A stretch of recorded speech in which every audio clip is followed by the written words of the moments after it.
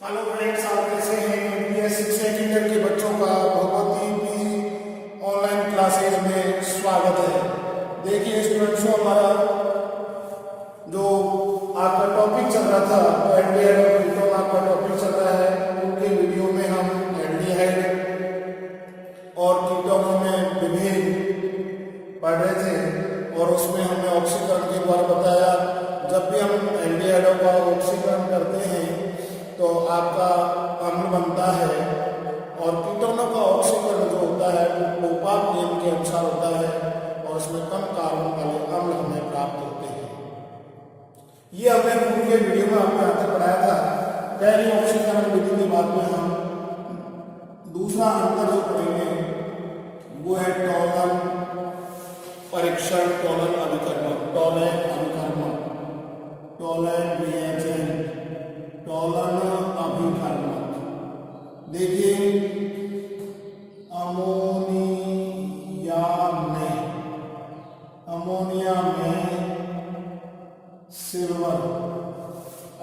में silver nitrate का विलयन, अमोनिया में सिल्वर नाइट्रेट का विलयन टॉलन अभिकर्मक कहलाता है। यदि अमोनिया में सिल्वर नाइट्रेट का विलयन टॉलन अभिकर्मक कहलाता है। देखिए AgNO3 प्लस आपका NH4OH, ये हो गया आपका सिल्वर नाइट्रेट और ये अमोनियम हाइड्रोक्साइड,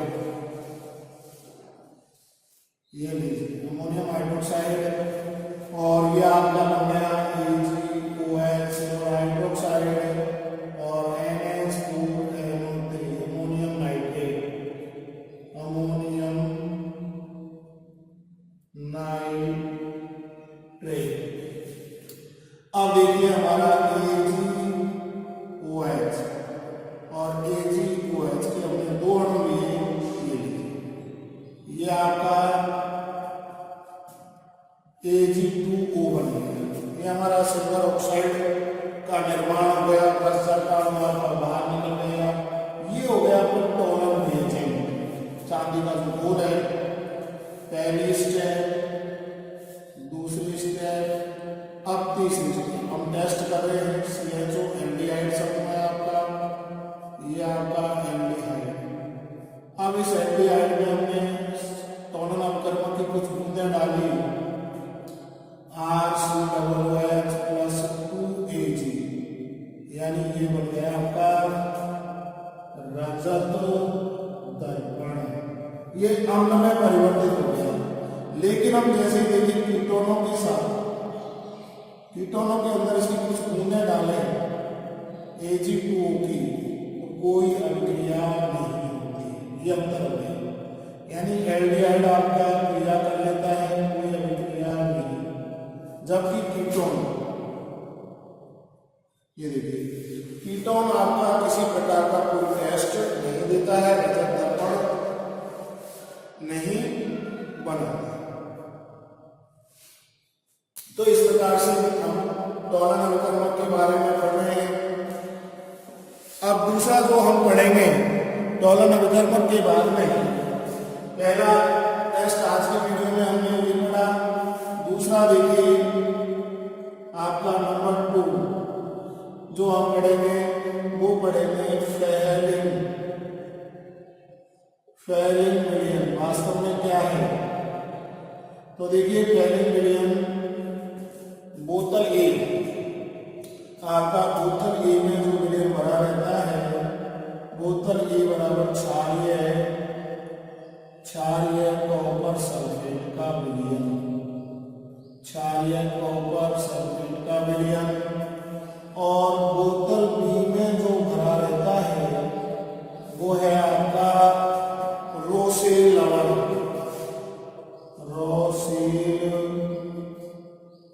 लवण, यानी कि सोडियम पोटेशियम टार्ट्रेट।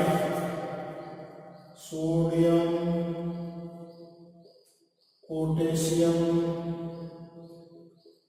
टार्ट्रेट का विलयन, सोडियम पोटेशियम टार्ट्रेट का विलयन।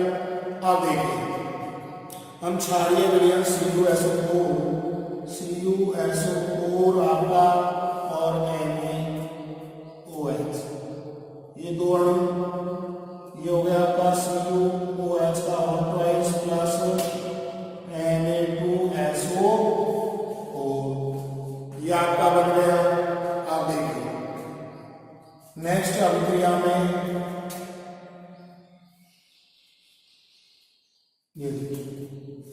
ये आपका CuOH और OH, तो ये देखिए आपका जल का अणु आपका बाहर निकल गया और ये CO प्लस H2, ये देखिए ये नंबर ए रिएक्शन, ये आपकी बी रिएक्शन, ये आपकी सी रिएक्शन। और ये जब हम RCHO एल्डिहाइड के अंदर CuO के दो अणु लिए हमने एल्डिहाइड के अंदर इसकी बूंदें डाली पहले विलयन की, तो आपका देखिए अम्ल का निर्माण हो गया और Cu2 ये अम्ल बन गया और ये है आपका क्यूप्रस ऑक्साइड का लाल अवक्षेप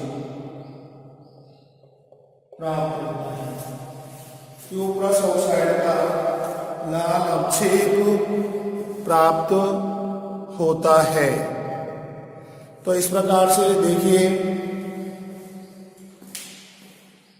हम जो पूर्व के वीडियो में हमने ऑक्सीकरण के द्वारा भी आपको अंतर बताया था एल्डिहाइड और कीटोनों में, आज की वीडियो में जो हम बता रहे हैं आपको टॉलन अभिकर्मक बहुत ही इंपॉर्टेंट है। अमोनिया में सिल्वर नाइट्रेट का विलयन टॉलन अभिकर्मक कहलाता है। AgNO3 silver nitrate ammonium hydroxide, ये आपका प्लस हो गया आपका माइनस AgOH बन गया, NH4NO3 अमोनियम नाइट्रेट का निर्माण हो गया। ये Ag के दो अणु होने लिए OH जल का अणु आपका बाहर निष्कासित हो गया, Ag2O बन गया टॉलन रिएजेंट। फिर है हमारा एल्डिहाइड में इस टॉलन अभिकर्मक की कुछ बूंदें डाली है तो ये अम्ल का निर्माण हो गया, ये अम्ल बन गया और ये रजत बन गया। इन कीटोन के अंदर हमने इसकी कुछ बूंदें डाली तो कोई अभिक्रिया नहीं होती है। दूसरा जो हम फैलिक विलयन, बोतल ए क्षारीय कॉपर सल्फेट का विलयन, बोतल बी में रोसेल लवण एंड सोडियम पोटेशियम टार्ट्रेट का विलयन आपका है। तो ये कॉपर सल्फेट और सोडियम हाइड्रोक्साइड क्षार, तो ये आपका Cu और ये OH का ऑल्टोइस Na2SO4 और ये हो गया आपका CuOH में से जल का अणु आपका बाहर निकल गया, ये बन गया क्यूप्रस ऑक्साइड। RCHO में इस पहले विलयन में कुछ बूंदें डाली हमने तो ये अम्ल बन गया और क्यूप्रस ऑक्साइड का लाल अवक्षेप बन गया।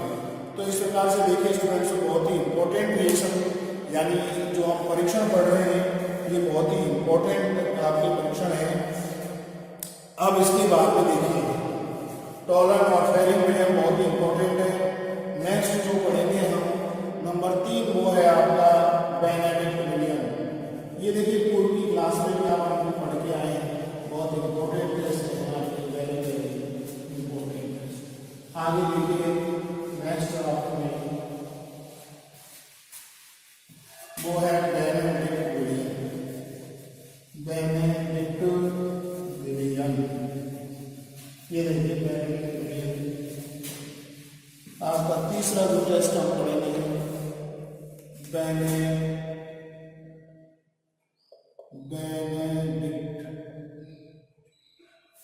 बेनेडिक्ट विलयन के अंदर देखिए बेनेडिक्ट विलयन यानी कि आपका copper sulphate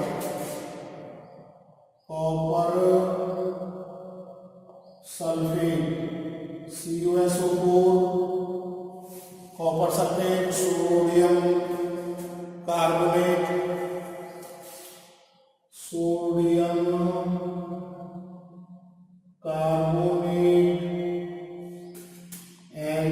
Na2CO3 sodium carbonate व सोडियम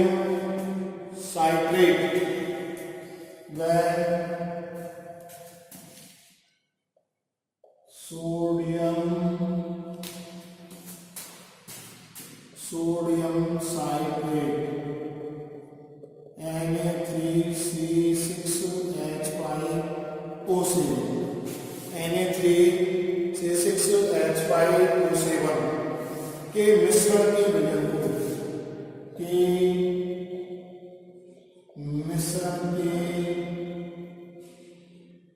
विलयन को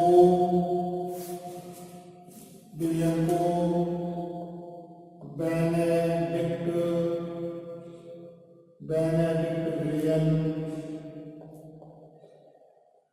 कहते हैं। बेनेडिक्ट विलयन कहते हैं। एल्डिहाइड बेनेडिक्ट विलयन के साथ ग्रहण करने पर एल्डिहाइड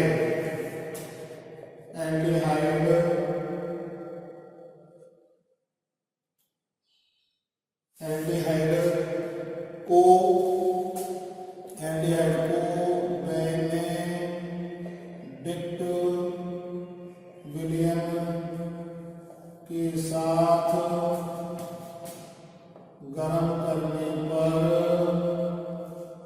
लाल भूरा अवक्षेप बनता है। ये लीजिए, लाल भूरा अवक्षेप बनता है। तो इस प्रकार से देखिए RCHO प्लस CO और ये आपका RCOH1 और CO2 होगा, यानी लाल भूरा अवक्षेप प्राप्त होता है।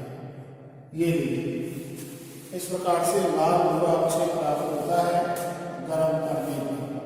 तो ये तीसरा टेस्ट हमारा जो है ये भी बहुत इंपॉर्टेंट है। बेनेडिक्ट विलयन कॉपर सल्फेट, सोडियम कार्बोनेट व सोडियम साइट्रेट के मिश्रण के विलयन को बेनेडिक्ट विलयन कहते हैं। एल्डिहाइड को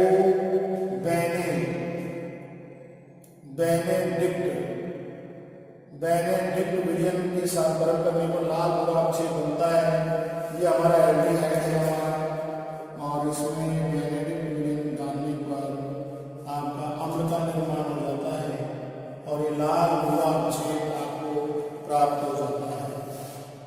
अब देखिए नेक्स्ट हम चौथा जो पढ़ेंगे वो है कीटोनों का ऑक्सीकरण। ये देखिए, कीटोनों का ऑक्सीकरण। कीटोनों का ऑक्सीकरण जो है आसानी से नहीं होता है, यानी कीटोन सामान्यतः ऑक्सीकरण का विरोध करते हैं। कीटोन सामान्यतः ऑक्सीकरण का विरोध करते हैं। कीटोन सामान्यतः ऑक्सीकरण का क्या करते हैं? विरोध करते हैं। इनका ऑक्सीकरण जो होता है प्रबल ऑक्सीकारक की उपस्थिति में होता है। अब देखिए, यानी इनका ऑक्सीकरण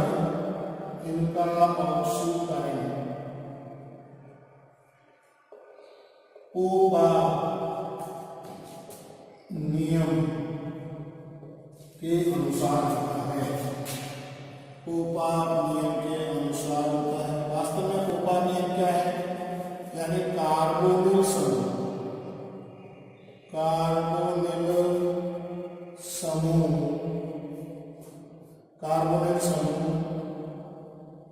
वहां जाकर जुड़ता है जहां पहले से ही हाइड्रोजन परमाणुओं की संख्या कम हो, अर्थात छोटा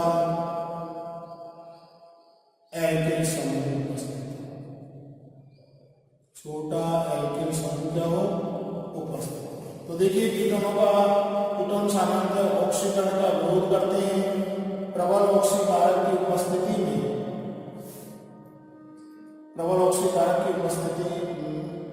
में होता है इनका ऑक्सीकरण जो है प्रबल ऑक्सीकारक की उपस्थिति में इनका ऑक्सीकरण कोपाक नियम के अनुसार होता है। कोपाक नियम क्या है? कार्बोनिल समूह वहां जाकर जुड़ता है जहां पहले से ही हाइड्रोजन परमाणुओं की संख्या कम हो अर्थात छोटा एल्किल समूह उपस्थित हो। जैसे CH3 C डबल बॉन्ड हो CH2 और CH3। अब देखिए, आप समझने की कोशिश करिए। हमने इसका कोपाक नियम के अनुसार ऑक्सीकरण करा दिया। ये लीजिए बच्चे, हमने कोपाक नियम के अनुसार तो ये कार्बोनिल समूह जो है वो CH3 समूह से जाके जुड़ेगा। यहाँ 3 हाइड्रोजन है, यहाँ 5 हाइड्रोजन है। ये बड़ा एल्किल समूह है, ये छोटा एल्किल समूह है। तो इस प्रकार से इसका जब ऑक्सीकरण करते हैं तो CH3 आपका CH3 C डबल OH का निर्माण हो जाता है आपका। जब इसका ऑक्सीकरण करते हैं CH3 आपका CH2 तो C डबल OH, देखिए CH3 C डबल OH यहाँ पर आ गया। और ये देखिए आपका CH3 C double OH acidic अम्ल के 2 अणुओं का निर्माण हो गया। तो कहने का अर्थ है कि कार्बोनिल समूह वहां जाके जुड़ता है जहां पहले से ही हाइड्रोजन परमाणुओं की संख्या कम हो या छोटा एल्किल समूह उपस्थित। अब जैसे समान है CH3 C double bond CH3, इसका भी हम कोपाक नियम के अनुसार करते हैं। तो दोनों ही तरफ एल्किल समूह समान है, तो इधर की तरफ भी जोड़ दीजिए। इधर की तरफ आगे जोड़ के मान लीजिए, ये लीजिए आपका एसीटोन है आपका। तो ये आपका CH3 C double OH plus H C double OH यानी एसिटिक अम्ल और कार्बनिक अम्ल का निर्माण होता है। ये हमने ऑक्सीकरण किया। तो इस प्रकार से हम कोपाक नियम के अनुसार जब ऑक्सीकरण करते हैं, कोपाक नियम के अनुसार जब हम ऑक्सीकरण करते हैं तो हमारा एल्किल समूह या हमारा कार्बोनिल समूह जो है, ये कार्बोनिल समूह छोटे एल्किल समूह का हाइड्रोजन परमाणुओं की संख्या पहले से ही कम हुआ आगे जुड़ रहा है। तो देखिए, हम जो है बेनेडिक्ट विलियम टेस्ट के माध्यम में कीटोनों का ऑक्सीकरण कर रहे हैं। कीटोनों सामान्यतः ऑक्सीकरण का विरोध करते हैं। ये प्रबल ऑक्सीकारक की उपस्थिति में इनका ऑक्सीकरण होता है। इनका ऑक्सीकरण हम कोपाक नियम के अनुसार करते हैं। कोपाक नियम क्या है? कार्बोनिल समूह वहां जाकर जुड़ता है जहां पहले से ही हाइड्रोजन परमाणुओं की संख्या कम हो अर्थात छोटा एल्किल समूह। अब देखिए स्टूडेंट्स, में एग्जाम्पल 2 लिए हैं आपके। ये मैथिल समूह छोटा है, एथिल समूह बड़ा है, तो कार्बोनिल समूह इधर की तरफ आगे जुड़ जाएगा। ये CH3 C डबल OH हो गया। एक H आपका यहाँ से आ गया और ऑक्सीजन को संतुलित करने की जरूरत नहीं है, यहाँ ऑक्सीकरण कर रहे हैं। तो ये हो गया अपना, और ये CH3 C double OH acetic अम्ल के 2 अणुओं का निर्माण हो गया। यहाँ हमने एसीटोन, दोनों ही तरफ आपके मैथिल समूह समान है। तो देखिए, कार्बोनिल समूह को हम किधर की तरफ भी जोड़ दें, एसिटिक अम्ल और कार्बनिक अम्ल का निर्माण हो जाता है इस प्रकार से। तो देखिए स्टूडेंट्स, ये बहुत ही इंपॉर्टेंट रिएक्शन हमने आपको पढ़ाई। अब इसके बाद में देखिए हम सेलेनियम ऑक्साइड द्वारा ऑक्सीकरण पढ़ेंगे। कीटोनों का ऑक्सीकरण पढ़ लिया। अब इसके बाद में देखिए हम नेक्स्ट अभिक्रिया जो पढ़ेंगे, बहुत ही इंपॉर्टेंट। हमने आपको टेस्ट बताए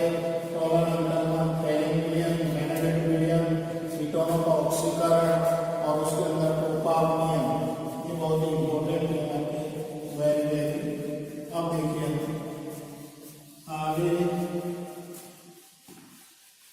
आपको सेलेनियम नंबर नेक्स्ट अभिक्रिया जो है सेलेनियम ऑक्साइड,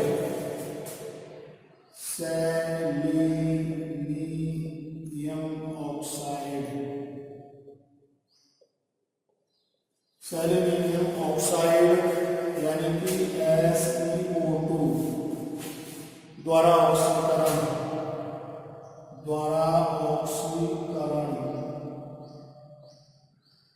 सेलेनियम ऑक्साइड द्वारा ऑक्सीकरण। तो देखिए हम सेलेनियम यह एक ऐसा विशिष्ट अभिकर्मक है, यह एक ऐसा विशिष्ट अभिकर्मक है जो कार्बोनिल सी डबल बॉन्ड, यह एक ऐसा विशिष्ट अभिकर्मक है जो कार्बोनिल के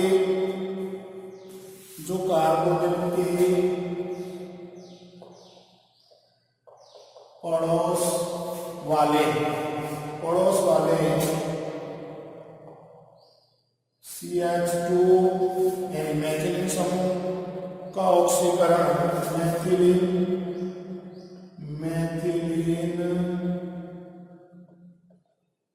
समूह का ऑक्सीकरण कार्बोनिल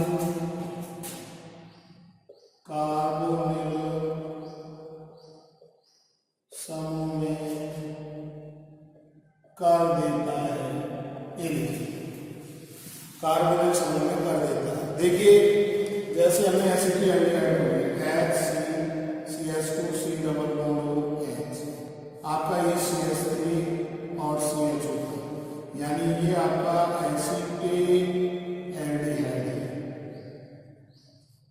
अब ये समीपस्थ वाला जो पड़ोस वाला जो ये कार्बोनिल समूह है आपका, ये CH2 समूह का CO समूह में ऑक्सीकरण कर देता है SiO2 की उपस्थिति में। तो HC डबल बॉन्ड O और ये है चार हो गया, ग्लाई ऑक्साइड का निर्माण हो गया होगा और ये चलना ग्लाई ऑक्साइड, ये तो इस प्रकार से ये ग्लाई ऑक्साइड का निर्माण हो गया। दूसरा एग्जांपल देख लीजिए आप, पहला एग्जांपल, दूसरा एग्जांपल देखिए HCH2 आपका और C डबल बॉन्ड CH2 और CH3, सेलेनियम ऑक्साइड की उपस्थिति में ऑक्सीकरण करा रहे हैं। तो देखिए ये ऑक्सीकरण हो रहा है हमारा, इसकी उपस्थिति में ये ऑक्सीकरण हो गया। तो HC डबल बॉन्ड O और C डबल बॉन्ड O, ये आपका CH2 और CH3, ये ऑक्सीकरण हो गया, जल का अणु आपका बाहर निकल गया। तो इसके समीपस्थ वाला ये CH2 समूह, फिर इसके समीपस्थ वाला फिर ऑक्सीकरण हुआ आपका, ये लीजिए HC double bond O, C double bond O, C double bond O और C। तो ये आपका पेट्रोल का अणु आपका बाहर निकल गया। तो के समीपस्थ वाला CH2 समूह के, ये देखिए कार्बोनिल समूह के समीपस्थ वाला मैथिलीन समूह भी CO समूह में परिवर्तित हो जाता है। जैसे आप देखिए ये आपका साइक्लोहेक्सेनॉन है, साइक्लोहेक्सेनॉन,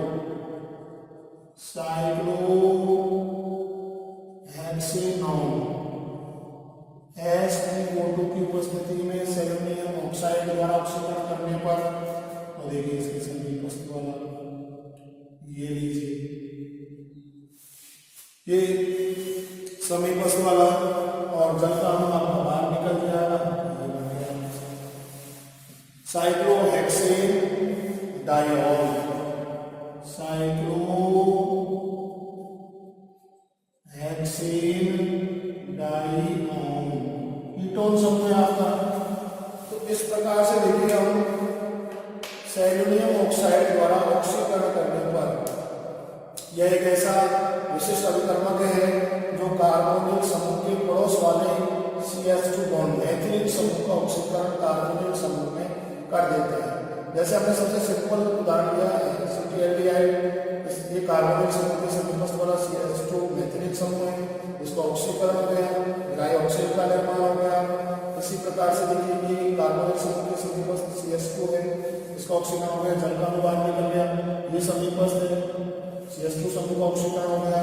साइक्लोहेक्सेन में चक्रीय यौगिक क्रिया, तो इसके समीपस्थ वाला ये रहा, इसका ऑक्सीकरण हो गया। तो इस प्रकार से साइक्लोहेक्सेन डाइमर का निर्माण हो जाता है। तो ये वेरी वेरी इंपॉर्टेंट रिएक्शन है। अब सबसे इंपॉर्टेंट रिएक्शन हम आपको बता रहे हैं केनी-ज़ारो अभिक्रिया, जो कि बहुत ही इंपॉर्टेंट रिएक्शन है, वेरी वेरी। कई बार यूनिवर्सिटी एग्जाम के अंदर भी आ चुकी है, आपको की क्लासों में भी इसको पढ़ के आए हैं। केनी-ज़ारो अभिक्रिया बहुत ही इंपॉर्टेंट अभिक्रिया है आपकी, वेरी वेरी इंपॉर्टेंट रिएक्शन। देखिए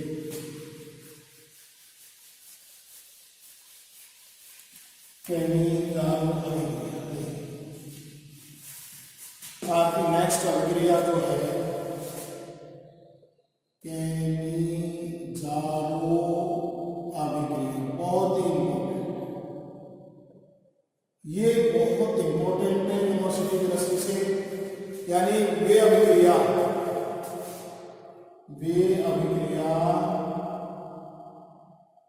जिनमें अल्फा हाइड्रोजन परमाणु नहीं होता है,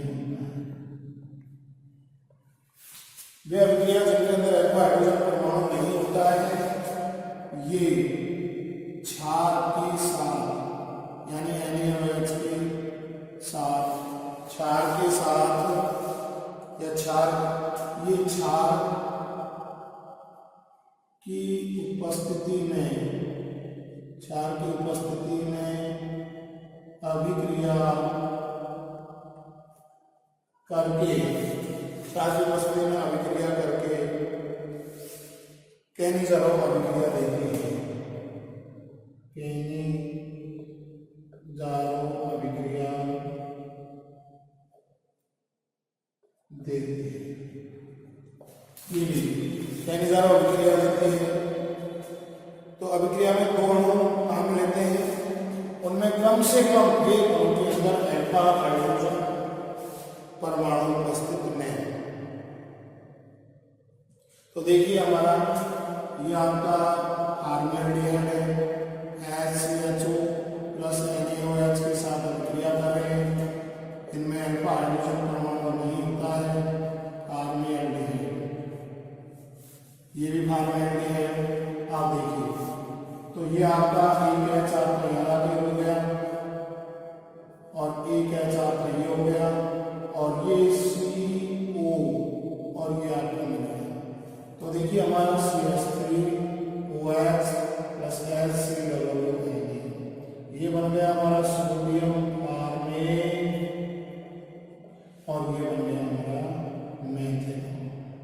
तो देखिए अल्फा हाइड्रोजन के अंदर नहीं होता है, CH2 के अंदर नहीं होता है, C6H5CHO के अंदर नहीं होता है, CCl3CHO के अंदर नहीं होता है, CH3 का ऑल्ट्राइज CHO के अंदर, इन सभी यौगिकों के अंदर जो है आपका अल्फा हाइड्रोजन परमाणु उपस्थित नहीं होता है। और जिनके अंदर अल्फा हाइड्रोजन परमाणु उपस्थित नहीं होता है वही आपकी केनी-ज़ारो अभिक्रिया प्रदर्शित करते हैं। वेरी वेरी इंपॉर्टेंट, यानी क्लोरल बेंजोएल्डिहाइड आपका, ये ऐसे यौगिक हैं जो कि आपकी केनी-ज़ारो अभिक्रिया प्रदर्शित करते हैं। हार्मोनियम आपका, इसके अंदर कोई अल्फा हाइड्रोजन परमाणु नहीं होता है, बेंजोएल्डिहाइड इसके अंदर कुछ रहता है, क्लोरल इसके अंदर अल्फा हाइड्रोजन परमाणु उपस्थित होता ही नहीं, और CH3 ट्राइमेथिल एल्डिहाइड के अंदर भी कोई कार्बोनिल समूह उपस्थित नहीं है। दूसरा एग्जांपल हमने हार्मोनियम का ले लिया, C6H5CHO आपका यानी बेंजोएल्डिहाइड और C6H5CHO प्लस NaOH। तो देखिए ये आपका हो गया, ये H आपका यहाँ पे जुड़ गया, ये हो गया CH2 और ये आपका यहाँ पे जुड़ गया, ये देखिए ये यहाँ पे जुड़ गया। तो ये हमारा C6H5CHO बेंजीन एल्कोहल का निर्माण हो गया और ये C6H5COOH, ये आपका बन गया सोडियम बेंजोएट, ये तो बन गया आपका बेंजीन एल्कोहल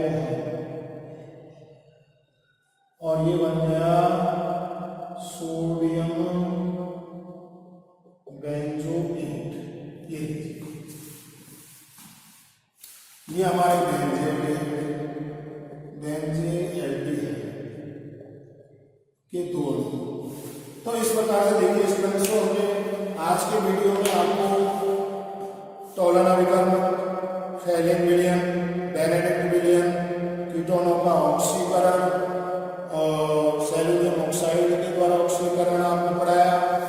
और लास्ट में जो है कि एंजाइम अभिक्रिया व्यर्थ क्रिया जिनमें अल्फा हाइड्रोजन परमाणु नहीं होता, क्षार की उपस्थिति में अभिक्रिया करके एंजाइम अभिक्रिया देते हैं। इनके अंदर अल्फा हाइड्रोजन है, carbon aldehyde, benzaldehyde, CCl, 3CHO, CH3 का ऑल्टरनेट CHO। दो एग्जाम्पल आपको बता दिए, कार्बन एल्डिहाइड के साथ और बेंजीएल्डिहाइड के साथ। तो इस प्रकार से दोनों अभिक्रिया बहुत ही इंपॉर्टेंट है। उदाहरण में आपको पता है कैंसर अभिक्रिया कई बार यूनिवर्सिटी की एग्जाम के अंदर आ चुकी है। तो आज के वीडियो में हम आपको इतना ही पढ़ाएंगे। अगली वीडियो में आपको अगला टॉपिक आगे का हम पढ़ाएंगे। धन्यवाद।